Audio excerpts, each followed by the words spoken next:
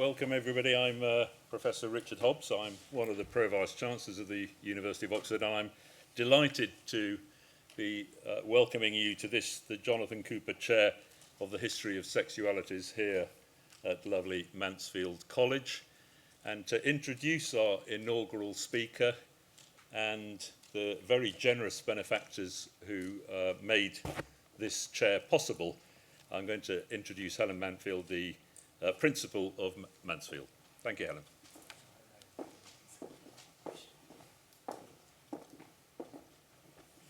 Thank you, and welcome to Mansfield College. As Richard said, I'm Helen Mansfield, I'm the Principal here, and together with Professor Martin Conway, the Chair of the History Faculty, I'm delighted to welcome you to the inaugural lecture of Professor Matt Cook as the Jonathan Cooper Chair of the History of Sexualities. Now, it is not, as my Vice Principal has reminded me, the custom to see the Principal in the prologue, on the basis that a statutory chair is so grand and the Professor by definition so eminent that they need no introduction. And in relation to this Professor, it certainly is true that Matt is a towering name in the field of queer history, and I'm deeply lucky to have him as a colleague. But given that this occasion is the inaugural lecture, the inaugural lecture of the first ever holder of the new Jonathan Cooper Chair, and given that Mansfield's history is as a nonconformist college in every respect, I hope you'll forgive me saying a very few words where normally there are none. Because it is a great day and it is a huge honour for Mansfield formally to welcome the Jonathan Cooper Chair, which has been made possible through the great generosity of Dr. Elizabeth Rousing and Professor Peter Baldwin, who are here with us this evening, and whose foundation has so kindly endowed the post. It is partly, but not only, that I am originally a historian by training, that I have the very deep conviction that the establishment of this prestigious professorship at the heart of one of the world's greatest universities is important. The existence of the permanently endowed chair means that the previously marginalised narratives of formerly minoritized groups will be heard, and that the overlooked histories will be seen and recognised at Oxford and around the world. And it means also that this field of study cannot be cancelled if, as sometimes happens in febrile times, such as our own, the relevance or the value of people from sexual minorities is challenged or threatened. Jonathan Cooper, for whom this chair is named, was a close friend of mine as well as of Elizabeth and Peter's. He was a keen historian and an inspirational advocate and activist for human rights of all kinds, and for LGBTQ plus rights in particular across the globe. Jonathan and his husband, Kevin, were working with me on the idea of securing funding for this post at the time of his death. So it is particularly fitting, as well as touching, that this chair should bear his name. And I am delighted that Jonathan's family, Kevin and sisters Diana and Helen, are here this evening. And if Johnny were here this evening, as I wish he were, I would like to think that he would be pretty proud. And so, in the spirit of honouring Johnny's enduring contribution to the history of LGBTQ plus emancipation, I'm honoured to invite Professor Matt Cook, the inaugural Jonathan Cooper Chair of the History of Sexualities, to deliver his inaugural lecture.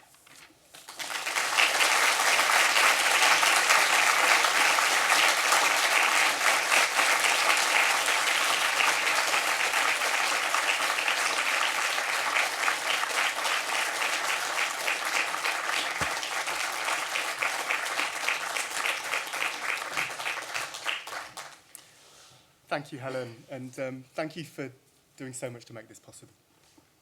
And thank you all for being here, both in this lecture hall and in the JCR for the live stream. You're all really welcome, and I'm really glad that we'll all come together for drinks after this lecture. It's actually really moving to have so many people from different parts of my life in the same room. So thank you all for coming. I want to spend my first 10 minutes reaching for tales of queer people striving for livable lives in 3 English cities in the 1960s. A decade when we can begin to identify more fully than before the twisting together of emergent lesbian and gay social movements, a shifting queer consciousness, and a sense of what history might conjure and provide. Now, I'll say more about that entanglement and about what I want to do in the rest of this lecture after these brief visits to Brighton, Leeds, and Manchester, which ground what I then go on to say. And so let's start with Brighton, I hope. Yeah, there we are. Like many others, Eileen moved here, in her case from Glasgow, partly because of its queer notoriety by this time. She appreciated being able to go out on a Sunday wearing a pair of slacks. In Brighton, she said, nobody turned round and called me a cow. John, who was in his early 20s when he moved here from Lancashire early in the decade, was amazed by the fun people made for themselves here.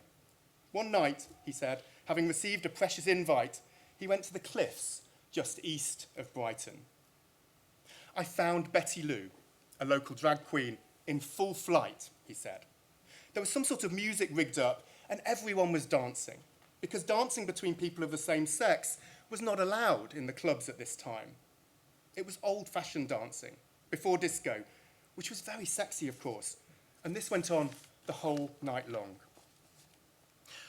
A pink service sector was visible here much earlier than in other parts of the country, and this included Filkin's Casuals, which you can see on the slide, as well as this bookshop, Unicorn Books, run by the American beat poet Bill Butler. And there was also a sufficient array of pubs to allow for a class-based cliqueiness to develop. Grant, originally from Kent, could go out and still avoid the frightfully rough and tumble places like the Spotted Dog, which is just above my head, which were popular with queer men visiting at weekends from Midland and northern towns, and sailors coming from Portsmouth to have some fun out of view of the military police. Grant, meanwhile, preferred the lovely old St Albans Club, also known as the Wrinkle Room, on account of the age of its well-heeled actorly clientele, many of whom settled in Brighton because of its proximity to London and to acting work there. Indeed, commuting from Brighton to the capital was by now common, separating work from home and social lives. And this, together with the sole trader economy, the new university, the large art school, the plentiful visitors and incomers, and the history of pleasure-seeking, contributed to the sense of queer possibility, bohemianism and individualism here. There was danger too, though, relating to this particular notoriety and visibility. Puff Waters operated on the seafront, and Sandy described her butch friend being beaten black and blue by a gang of lads. Some chose to avoid such hassle and visibility by socialising domestically in this easily traversable, densely populated town sandwiched between sea and South Downs. Barbara, for example, hosted parties at home under the auspices of the Minorities Research Group, the deliberately obscure name for a lesbian support and advocacy organisation established in 1963. Barbara remembered, the wife next door, she'd say, "Oh, flow into me for coffee. You can't cope with that lot." She was always there. She knew, but never openly discussed. And this kind of attitude is echoed in other Brighton testimonies. The proximity in which people lived made for tensions, of course, but also a familiarity which bred a tacit acceptance. Eileen, Grant, John and Barbara moved to Brighton and others visited because of the queer story being told about the town. And in their lives there, they were responding to some local promise amidst wider contexts of illegality and opprobrium, albeit partially leavened with some irreverent, more often earnestly sympathetic interventions in the arts, in the press, and in film and TV in this decade. And I've just put up a few examples here. These wider representations were consolidating a sense of homosexual difference in the broader public imagination in the 1960s. And I wanted to play a brief extract from a documentary from 1969, the year I was born, in fact, exploring the impact of the Sexual Offences Act 2 years earlier, which decriminalised homosexual acts if they took place between two men over 21 in private space, access to which was, of course, fairly limited for most people. The extract also takes us rather neatly to Leeds. Although in Leeds, as in other northern cities, most people do not adopt a Victorian moral attitude and even express a kind of tolerance, it is still difficult for a homosexual to fit into the tougher and less permissive environment that he finds there. Some homosexuals have their own places, which they must stick to. Others have nowhere. Are there many in Leeds that you know of? I don't know, but I've seen a few that look like them. Well, I suppose there must be really, yes. But they all keep to their own little haunts. Well, various pubs that are notorious. I went down to Hope and Anchor for a giggle one night. Yeah. You know. And why did they giggle? No, it was. It was sickening, actually. Well, not really funny, but I mean, I probably would laugh, I don't know. I don't find it funny at all. Yeah. I feel more sympathy than anything else. Right. I'll come back to the Hope and Anchor in Leeds mentioned by the last interviewee in a moment. But first, to David, who was growing up in the sticks outside the city earlier in the 1960s and fooling around with other lads there. I wasn't aware it was illegal, he said. I wasn't aware of anything. I was just being me. People knew what I was doing, but it was the country. Obliquely suggesting more tolerance, but also less of a distinctive sense of identity than was apparent in Brighton at this time. This shifted for David when he started to travel the 15 miles into Leeds for work in the bar of the Great Northern Hotel near the station, finding some queer coordinates in the space between the two. Outside, in City Square, I can remember my first film, he said, The Sound of Music, quite gay. On the corner was a newsagent and a barber next door. I used to go there, he was gay too. And opposite that was the West Riding Hotel. Jerry worked there. Jerry was probably in his 40s then. He was very camp and he introduced me to cross-dressing. He used to come to the Buccaneer Bar, which was at the Great Northern Hotel where I worked, a renowned gay bar. Now, David remembered all this with striking clarity 50 years later. It mattered to him then, and this personal history seems to have mattered to him also in the present of the interview. The scrim of the years in between, meanwhile, remade these men, this film, this bar, as gay for David, though he was unlikely to have experienced them in that overtly politicised and visible mode of identity and community. Some sense of that had emerged by this time in Brighton, but it came later here. He did find a sense of community, though, including at the nearby Hope and Anchor. This pub gained nationwide notoriety when it was exposed in 1968, sympathetically by the Students' Union News, and then with moral outrage by the mass circulation people. They reported same-sex dancing, a butch femme couple sitting quietly together having a drink, and a mock marriage ceremony. 19-year-old Kevin, who you can see, I think, facing us there, was fashionably, but unlike those alarming Brighton queens, not outrageously dressed in clothes he had travelled to London to buy. His parents knew he was bent, as the journalist had it, but they said nothing about it, perhaps an example of the kind of benign inarticulacy which could provide some latitude for queer family members. He was, though, undergoing electric shock therapy to address his deviant desires, and in line with a prominent narrative of sickness and cure wrapped around homosexuality in this period.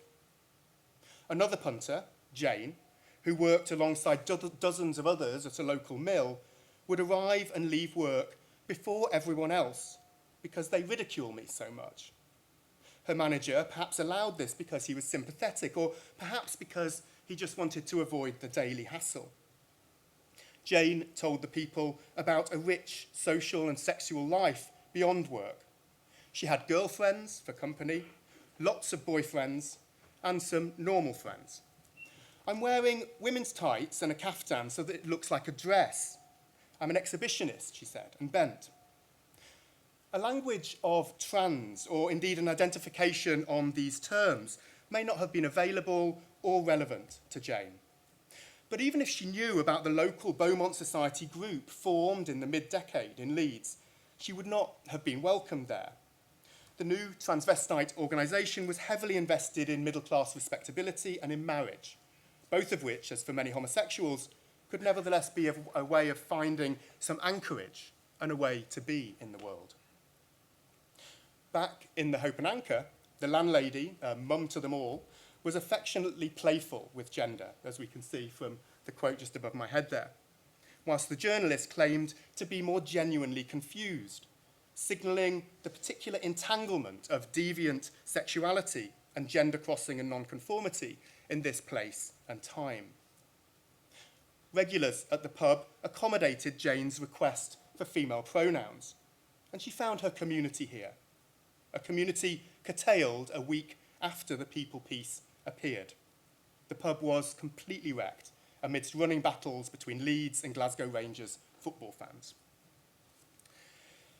These stories emerged from the multi-output collaborative research project Queer Beyond London, which focused for the book of the same title, which I co-authored with Alison Oram, on Leeds and Brighton, and also Plymouth and Manchester.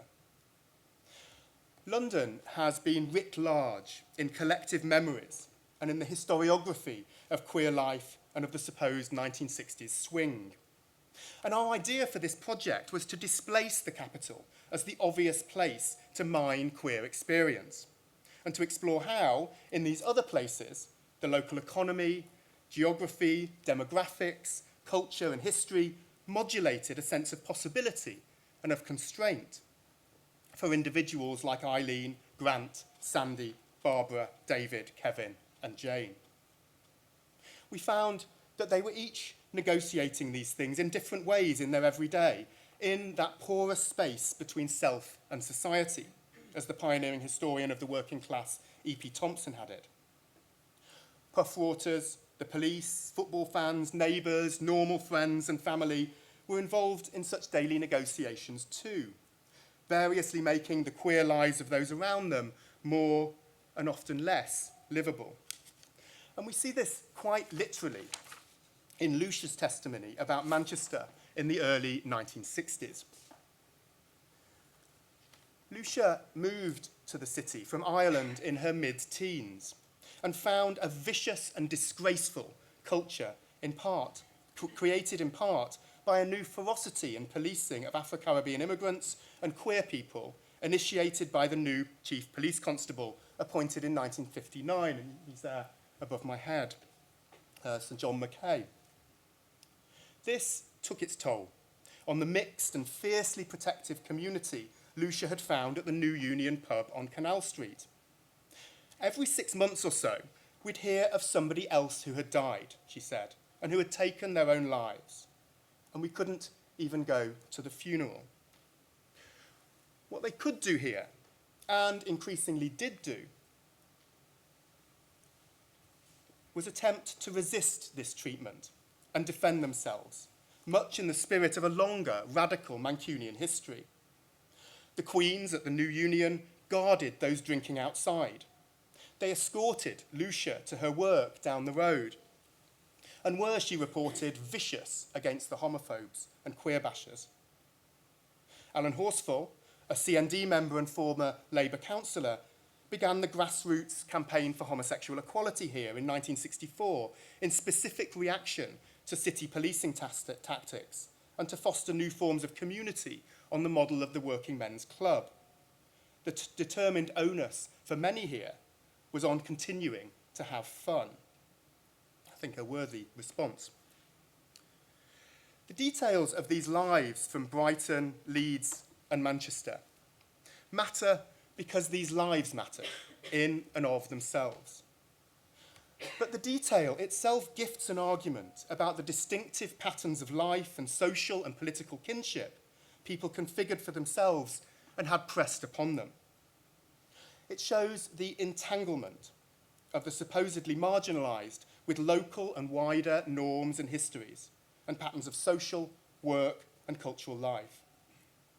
And we can see too in such detail some uneven change that was resonant with a new informality in styles of life, wider countercultural pulses and fresh modes of scholarship. And these changes underpinned emerging lesbian and gay historical work. And so I'm going to stay with them for just a few minutes longer.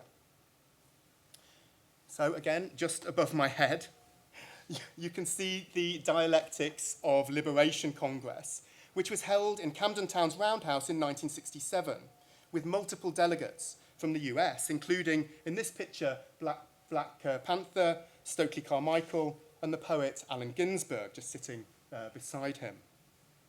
The first National Women's Liberation Conference was convened here in Oxford at Ruskin College in 1970 and included a delegation from the Leeds Women's Liberation Front group, which had formed a year earlier in Leeds, just across the city centre from the Hope and Anchor.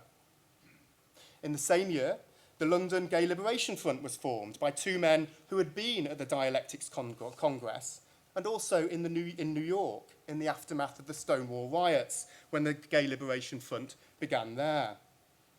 This sparked the formation of Gay Liberation Front groups in other parts of the UK, and including at the universities of Leeds, Manchester, and of Sussex in Brighton. Meanwhile, the Birmingham Centre for Cultural Studies from 1964, and especially under the directorship of Stuart Hall from 1969, opened a new field of interdisciplinary study, fostering collaborative, collective, and less hierarchical approaches to research and writing, and primarily on cross-cutting dimensions of community and identity, a new theme. History workshops from the late 1960s mirrored this approach. And when History Workshop Journal was launched in 1976, it was with the stated aim of bringing the boundaries of history closer to people's lives by binding together social, public, and popular history in ways which still ran counter to the mainstreams of the discipline. History workshopper and gay history pioneer Geoffrey Weeks, author of Coming Out there on the left-hand side, classic 1977 text, described being engaged at the time in a practice of history against the grain, a collective activity that was both scholarly and political. And black, women's, lesbian, and gay history was indeed rapidly emerging as one of the key ways of making space, of forging a consciousness and a sense of connectivity, and so also being visible and pressing for change. On some shared terrain, these histories were showing that the personal was political, and that both were deeply historical. And this is why I landed on the 1960s as my starting point. I want, in the rest of this lecture, to stay close to the details of people's lives and to the testimonies gathered and offered up in oral and community history projects like these ones, which have taken place largely since the 1980s and especially in the 2000s. Staying close to the detail, I want to feel, in turn, for the local pulses quickened by second-wave feminism, by the AIDS crisis and Clause 28, and by particular forms of racialisation and racism in the UK. And I'll do this in relation to some of the places I've already mentioned, and in comparative perspective with a couple more. And you'll see I've added in Plymouth and Brixton in South London. And I want to do this to extend my argument about the particular local negotiations people were necessarily engaged in. And this is one element of the entanglement of my title. That is, the complex everyday realities of people's lives in the past. Alongside, as I move through these three sections, I'll gesture to another element of entanglement, of different historical approaches marshalled to give account of such queer lives, and the forces which shaped, directed, and confounded them. I'll thus indicate just some of the ways in which lesbian and gay and then queer history has drawn on various disciplines and subdisciplines, and so suggest that the lives of the people I describe and the mode of history making which has developed to account for them are more than a muted echo of each other. And I'll clinch this idea in the final part of my lecture by reflecting on my own practice, and so exemplify yet another entanglement of the personal, the political, and the historical, in an attempt also to meet the Oxford inaugural tradition of the lecturer giving some account of themselves. I'll end by pulling these threads through to an argument about the contemporary political significance of entangled histories, of entangled lived experience, in the face of attempts to simplify, separate, and vilify.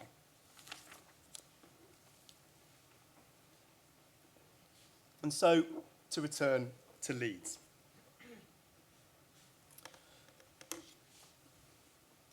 The butch femme couple drinking in the corner of the Hope and Anchor may have felt at odds with shifting ideas of what it meant to be a lesbian in the 1970s. These ideas were being actively explored locally, and especially in some of the large, cheap Victorian houses in the rundown north-central suburb of Chapeltown. These made for transformative experiments in living differently, and for many separately from men, an imperative felt especially intensely here in the context of Peter Sutcliffe's horrific murders between 1975 and 1981, and the rank misogyny of the police and press response. Lou, who was part of this Chapeltown community, recalled trying to make contact with the central Leeds bar dykes in these years by inviting them to one of the women's discos, which she and others were organising in community centres and rooms above pubs. It was just the most excruciating thing, she said, because you just came up against butch femme role play. Like, you know, if you wanted to dance with a femme, she'd say, well, you have to ask so-and-so. And we just couldn't cope with all that. It seemed to replicate dynamics of power Lou and others were seeking to challenge in their enmeshed political and day-to-day lives. In Manchester, across the Pennines, Lucia and Angela described a resonant encounter which took a different turn. Angela, then a university student, went out one night with a friend to see if we could convert and talk to women on what they saw as a very exploitative queer scene. Lucia, who had found a sense of home on that scene, heard these posh women chatting and joined in their conversation, inviting them to the regular meetings she was hosting at the New Union. We started to break down barriers, she said. We started to educate each other. Angela remembers that this was where she met her first proper lesbian. At the university, barely 15 minutes walk away, it was cool to be bi, which fitted in with being a student and a hippie, she said. Different places fostered and compelled different identifications. The pair, who became a couple for a while, went on to live and work at the Manchester Women's Centre so that the rent could get paid via their housing benefit. And they formed a women's press and were part of the Northern Women's Liberation rock band. So Angela's facing us with the microphone. This is Lucia on this side with the tambourine. The band included a trans member, something which, Angela said, went largely unnoticed and unchallenged. This was no trans panacea, as other testimonies from the city show. But there was a notably different social and political climate here, in this respect and others, to that of Leeds in this period. Jude remembers that because of the particular culture in Leeds at this time, lesbians who might have had a feeling around being trans would not have revealed that. It would have been really quite risky, she said. Such detail from below in feminist history has confounded sweeping and simplistic characterizations of feminism, feminists, and feminist lesbians in this period, as Sue Bruley has found. And women's history more broadly has populated the past with women otherwise hidden from it, as Sheila Rowbotham had it in her groundbreaking 1973 book, which I'll put up again above my head. It's particularly situated, this lectern. This work aided understandings of how localized and wider structures of power relating to class, economics, patriarchy, and more shaped women's lives and experiences, including in their intimate relationships with each other. Such structures were the frequent concern of a new generation of lesbian and gay historians from the 1970s and 1980s. And I've just put up a couple of examples here. But you'll see the resonance, the kind of shared terrain between Sheila Rowbotham, a women's historian, talking about being hidden from history, and then 10, 15 years later, the collection of essays hidden from history, reclaiming the lesbian and gay past. There were similar impulses in women's and lesbian and gay history in these respects. Lesbian historians were working under the wider connective umbrella of women's and feminist history. The work of gay historians was, meanwhile, inflected unevenly by the feminist consciousness those historians were helping to forge. It became increasingly implausible, for example, to analyse the lives of men who had intimate relationships with other men only as marginalised and oppressed. Most such men often enjoyed significant patriarchal dividends. Travelling south to Brighton, I keep looking as if I'm slightly surprised that the slides actually come up. Travelling south to Brighton in the 1980s helps us to notice what cultural history and the history of the emotions added to these approaches from social, women's and feminist history and from history from below. Ken's Brighton was reconfigured in the context of the AIDS epidemic there. The pubs he went to were now routinely holding memorials and fundraisers. Woodvale Crematorium became a regular part of his life. He was there for 3 funerals of friends on one particular day. And the familiar streets held bittersweet memories of friends lost and also a new sense of peril. He was beaten up 4 times in the latter half of the decade in this town of historic queer ease.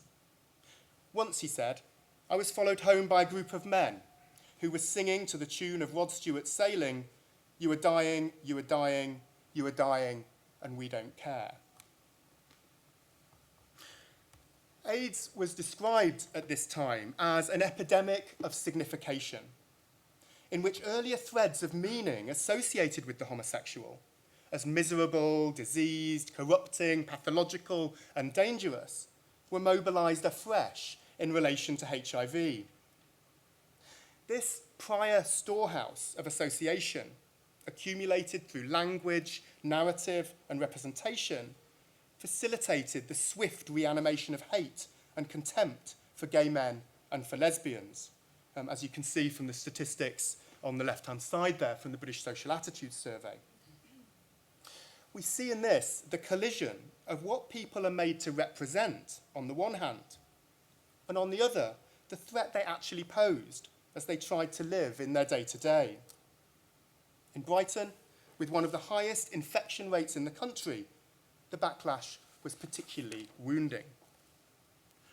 Grief and fear were folded into anger, and especially as Clause 28 passed into law in 1988, forbidding the promotion of homosexuality by local authorities, which meant also in places like schools, libraries, and local museums. The historian of the working class, women, and gender, Joanna Bourke, has argued that emotions are a motor of social and cultural change and are, and I'm quoting, at the heart of historical experience. And we see this on a micro level in the upsurge in activism and the development and texture of a heterosocial, cross-cutting activist community in this context, bringing with it some joy, excitement, and some newly felt desires. And this is something you get a sense of from Ali's testimony. And I'm going to give you a break from my voice for you to read this solo.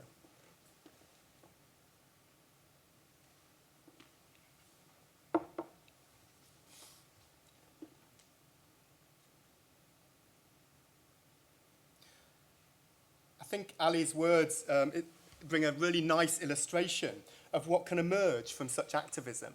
It wasn't only fierce, it was also fun. And erotic, I think, in Ali's case. Part of this activist response in Brighton was the formation of a community oral history project called Our Story. And this was a collective and, again, heterosocial endeavour to provide alternate cultural scripts and to make Brighton's multifaceted queer history visible on different terms, countering simplistic rhetoric which gave credence to hatred of a narrowly imagined minority. Meanwhile, along the coast, in naval Plymouth, the local cultural script was very different. It was imperative here to keep the vibrant queer scene at Mr. Harry's, for example, below the proverbial radar because of the enduring military prohibition of homosexuality for men and for women and the tight workplace and family culture here. Clause 28 was, in this sense, not a challenge to the prevailing queer culture in the way that it was in Brighton. Protest more or less amounted to one anti-clause poster which the lesbian couple Gay and Prudence put up in the window of the alternative bookshop which they ran. And you can see Gay and Prudence there in front of In Other Words, which became this kind of really important hub in Plymouth at the time. And their visibility in protest, in a way, in some ways, is an example of a Mancunian radical edge, which they brought with them when they moved to Plymouth from Manchester a few years earlier. Community history work here, in which Gay was involved, came much later than in Brighton, in the 2010s, and when it did, it uncovered and addressed these local cultural scripts, which were markedly distinct from those of either Brighton or Manchester.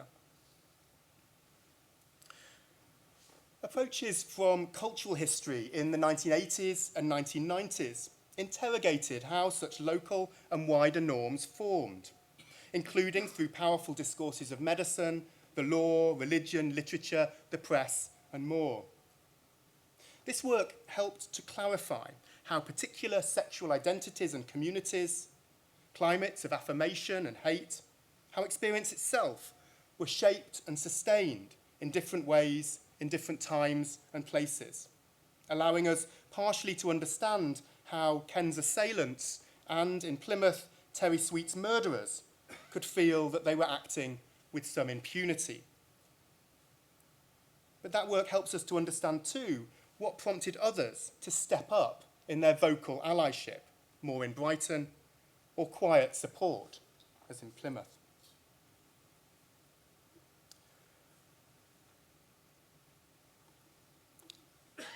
The turn towards cultural history in work on sexuality was tangible in literary, film, and cultural studies departments in the 1980s and the 1990s, less so at this point in history departments.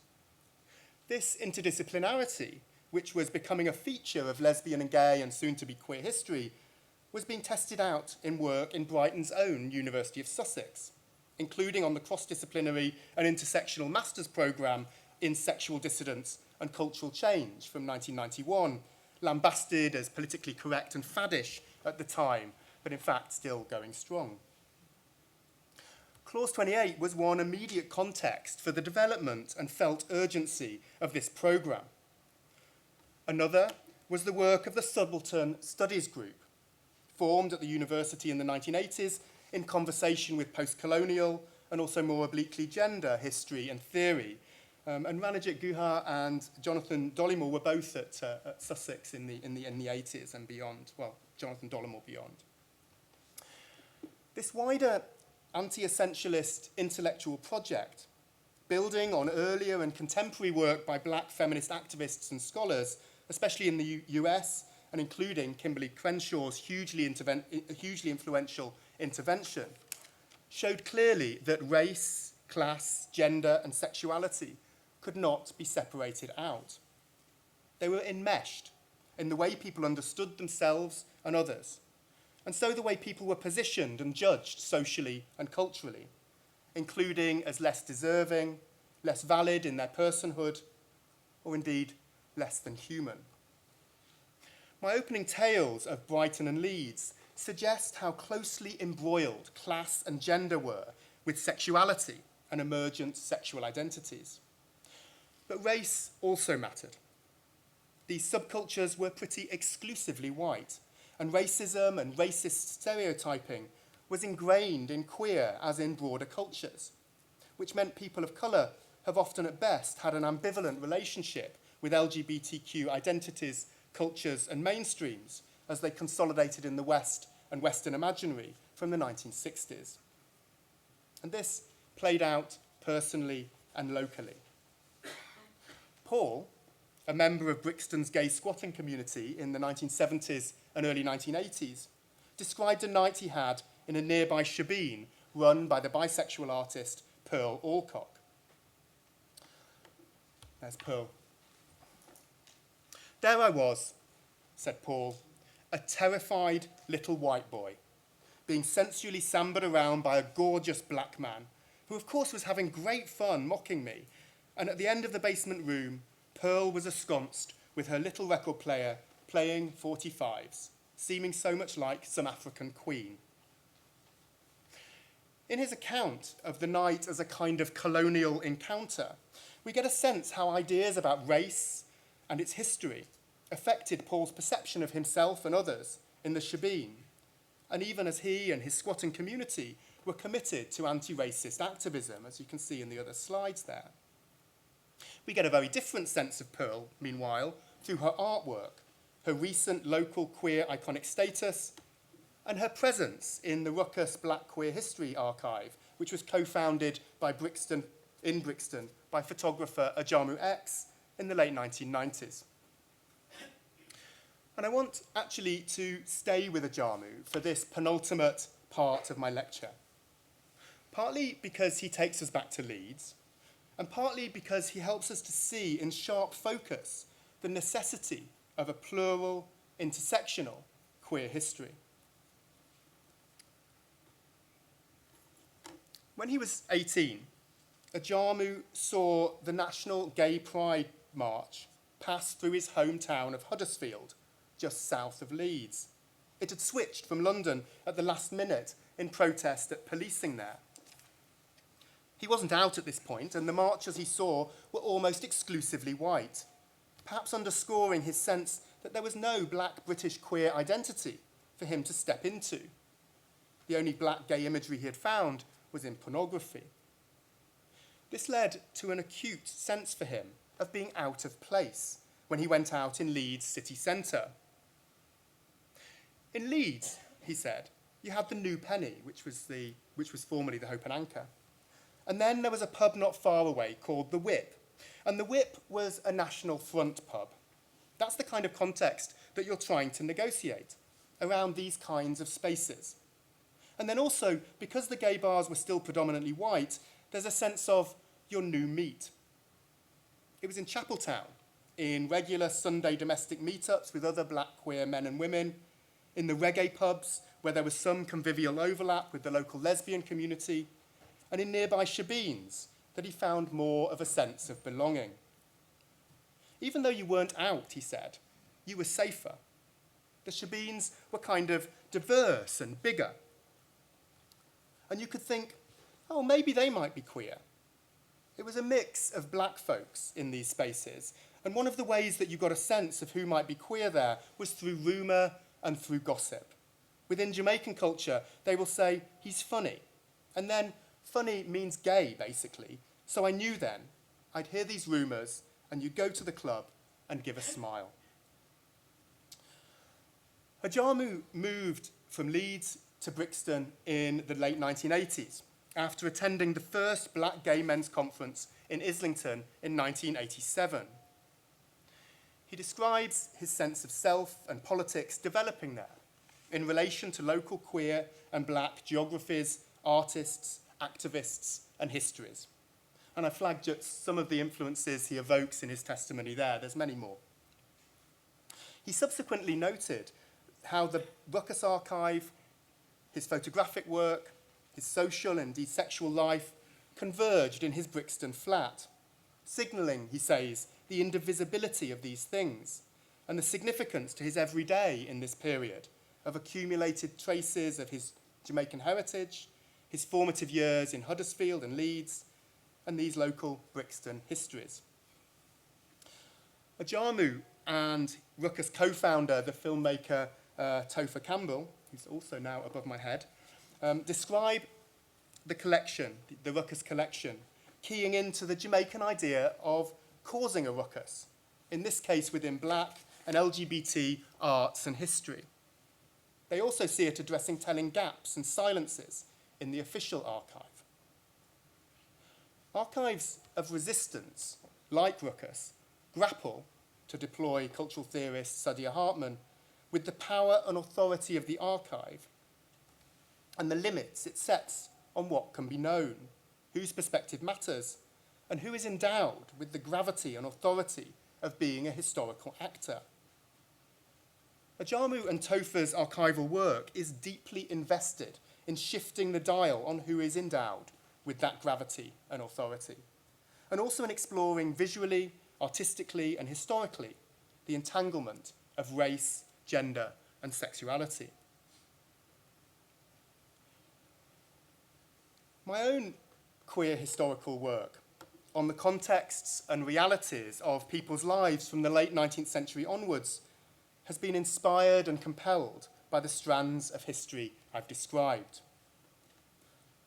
By cultural history in my first book on London and the 19th century, by intersections of race, class, and sexuality in my work on queer home and family across the 20th century, by the history of the emotions in my work on AIDS, and for Queer Beyond London, by social history, history from below, and the community and public history where all this started in the 70s and which gained renewed momentum in Britain in the 2000s. I'm currently trying to grapple with all this in writing queer history. And reflecting back for this latest book, it's really clear to me that this has been a personal project. Working on these histories has mattered to my sense of self and relates to the complex, immediate, and wider contexts in which I was brought up and in which I was researching and writing. I was born, as I said, in 1969, just a month after the Stonewall riots in New York. But if this became an activist and community touchstone and a pivot in queer collective memory and queer history making, it mattered very little or not at all in the small Staffordshire village where I was raised. Manhattan, it was not. More politically immediate to my own childhood and teenage years was the local Labour Party, including, very embarrassingly, some of my teachers, which was so small it met in our living room.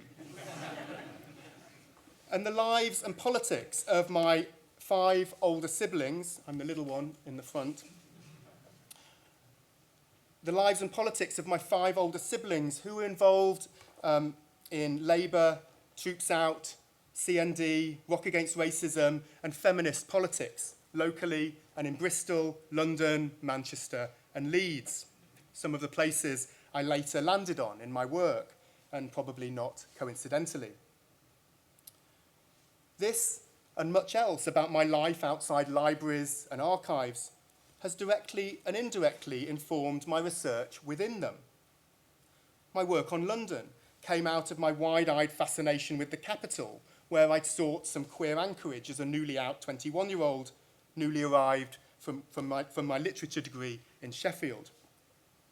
I later started work on what ultimately became queer domesticities as I was adjusting my sense of self in relation to home and family as a parent to Jaya and Chetan, the two at the back there, and Jaya's also there in the front row. As a parent to Jaya and Chet, and also in a new parenting relationship with their other dad and mums. The mum's there in the second row. And one of whom, Leggy, was involved in collecting oral histories for Inventing Ourselves, the book of lesbian oral history I flashed up earlier. My work on the uneven impact of the AIDS crisis was a reckoning with my early years in London and its emotional legacies for me. And Queer Beyond London was spurred by some time living in Brighton and a shifting sense of myself there in a new relationship with my hugely supportive partner, Ben. My writing rhythm for this project was reset by Harrison's arrival, and he's there in the second row and in the front of the picture here. For that Queer Beyond London project and others like these, I've been invested in working collaboratively, an investment which likely relates to much of this experience, to my membership of the History Workshop Collective from the later 1990s, and the wider tradition of collectivity in women's, feminist, lesbian and gay and queer historical work and entwined activism. I found it hard to disentangle all this. But in a field that emerged from the strident mantra of the personal being political, I think there's some historical mileage in exploring these investments and perspectives.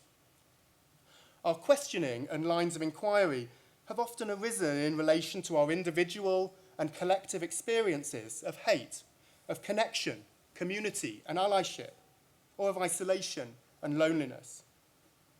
These personal experiences relate to the wider histories we are yearning for and seeking to grasp, and which reveal other worlds, sometimes resonant, more often dissonant, with the ones we're living ourselves. For Queer Beyond London, Alison and I found connections and through lines, emotional communities and local realities shared then and sometimes unevenly across time. But we also found that these things were invariably made particular by intersecting local and wider social and economic imperatives, by entrenched cultural scripts, by cross-cutting identifications, by individually felt hauntings of the past, and by encounters with other places, other people, and other ideas, which veered between the radical, the mundane, and the reactionary. I think there's an understandable temptation to marshal solid, singular, radical, euphoric, and sanitized accounts of the queer past, of progress made and now imperiled. But what we tend to find instead in the flesh of historical practice is less certain and more muddled, entangled with prevailing social and cultural dynamics and dynamics of power. Queerness doesn't always emerge well from this. How could it, when these wider structures have often been so pernicious and damaging? But the key thing is to see how queerness is inseparable from, a part and a product of, the social and cultural whole in any given time and place. And what helps us to grasp some of this is a historical practice which I've suggested in this lecture is marked by entanglement, in the particular intersections of the personal, the political, and the historical, and so the especially pressing connections between the past with our present, in the marked mingling of disciplines, subdisciplines, and theoretical perspectives. And I've fleetingly touched only a few today: social and cultural history, women's, gender, and post-colonial history, the history of the emotions. There is then the especially blurred division between academic, community, and public history, and between these histories and the arts. And finally, there's the pronounced onus on collaboration within and between these areas of work and across national borders. Now, we can certainly observe these different forms of entanglement in history as a discipline more broadly. It's part of its joy. But I suggest we see them in particularly high definition in queer history making, and to the extent that this has become its defining feature. And so, to end, I delivered my first inaugural lecture. I thought you were only meant to have one. At Birkbeck College, University of London, on World AIDS Day 2016, looking at the AIDS crisis as it played out in one particular year. I described how a knot of emotions, including fear and shame, blighted lives across the freshly entrenched gay-straight binary as surely as the HIV virus itself. My examination was inflected by the immediate emotive contexts of our own vote to leave the European Union and the United States election of Donald Trump, which reverberated globally and was felt as a punch by many. The philosopher and gender theorist Judith Butler wrote then of the emancipation of unbridled hatred, unleashed by those campaigns against those who apparently threaten our values, our economy, our bodies, and ourselves. Trans people in particular found themselves increasingly targeted. 2016 saw an identifiable intensification of transphobia here in Britain and in the US in particular. A gauntlet was in this way thrown down, which queer and trans historians have picked up in highly sophisticated, complex and empathetic work since, reaching across the centuries and unevenly across the globe. And these are just some of my favourites. There are many more. This work has helped explain, but also helped to resist simplistic contemporary homo and transphobic narratives. Giving this lecture 5 months into Trump's second term, we see again what historians, including these ones, have discerned in multiple historical contexts. That is, the use of race, sexuality, gender, and the denial of bodily autonomy in the consolidation of power and the authoritarian reinvention of nation. In the USA, in Russia, in Hungary, in Uganda, in Nigeria, and elsewhere, including, I fear, increasingly here, queer and trans people, especially those of colour and refugee status, are having to navigate the changes and challenges which result from this reinvigorated nationalism. We saw in Leeds, Brighton, Manchester, Plymouth, and Brixton how people often found ways to make their lives livable, pleasurable, in the midst of such disdain and threat, often straining against the nation, that more abstract space of supposed belonging. They did this individually, and they did it in connection with others, often across presumed identity and political divides. And I'm wondering now how those who have been freshly marginalised and excluded, their allies, friends, and family, will do so again. A sense of the queer past, however encountered, can be a resource in this. Looking back on different understandings of desire, sex, and gender helps us understand the particular dance of the present and suggests that the future will bring further choreographies. But for this very reason, the kinds of histories I've described are under pressure in schools, universities, and in archive, museum, and heritage settings. At the end of March, Trump signed an executive order in which he demanded that federal history and heritage sites focus on reminding Americans of our unmatched record in advancing liberty, prosperity, and human flourishing. Trump's order, together with other proclamations, and like sustained campaigns against the National Trust and other organisations here, tout simplistic, eviscerated histories, which can fix and normalise forms and structures of power and be a tool for organised forgetting, as my colleague Jen Evans has it, undermining and erasing claims to rights and citizenship in the process. Such rights emphatically should not depend on histories and counter-histories. But what I understand from Jonathan Cooper's tireless, collaborative and intersectional human rights work, including for the Human Dignity Trust, which he co-founded, is that history has mattered profoundly in making the argument for those rights and for people to be enabled to have lives that are livable. The generosity of Lisbeth Rousing, Peter Baldwin and the Arcadia Trust, and the openness, vision and drive of colleagues here at Mansfield and in the Faculty of History is enabling such historical work to develop here amongst our students at all levels, and it's lovely to see so many of them here today, and I've spotted some going into the other room. And that work's enabled here even as it is being curtailed elsewhere. Now, this is important in terms of the integrity of the broader historical project, and it is important in terms of fostering histories of the way people actually lived their lives, histories which can provide a robust counter to the simplified narratives and rhetorics wielded by those in power for the consumption of those who often have very little. And so I found myself for this event returning to the end point of my 2016 lecture and to the German Jewish philosopher and cultural critic Walter Benjamin. He wrote in 1940 in his thesis on the philosophy of history that to articulate the past historically means to seize hold of a memory as it flashes up at moments of danger.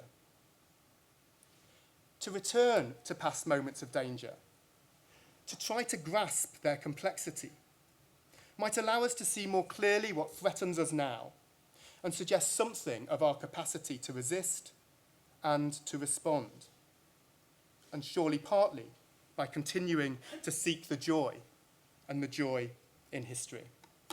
Thank you.